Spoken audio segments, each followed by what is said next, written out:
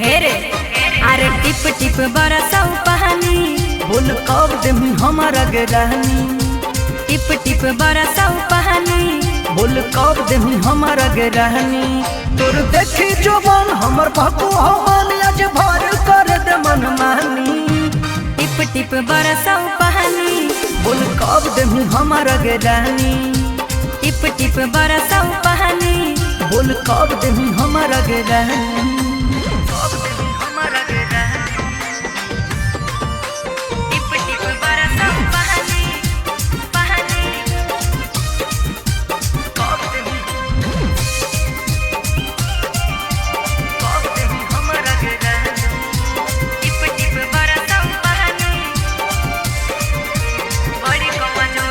बड़ी कमजोरी रे हमरा बुझाता सट जोरे छौड़ा लेके अपन छाता।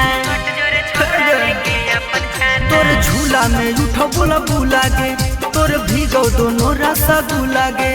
तोर देखी जोबन हमर भको हमन आज भर कर दे मन मानी। टिप टिप बरसौ पानी बोल कब देमी हमारा गरानी। टिप टिप बरसौ पानी बोल कब देमी हमारा गरानी।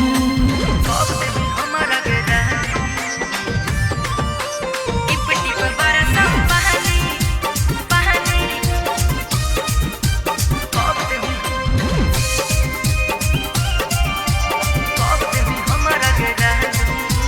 टिप टिप बरसौ पानी। नहीं कर शरम छौड़ा ले ले तू खुल के देबौ मजा हम तोरा स्विमिंग पूल के। बोल बड़ी लागो ही छौड़ी तू चिकनी गे हट लागो ही पेन्ही के बिकनी गे।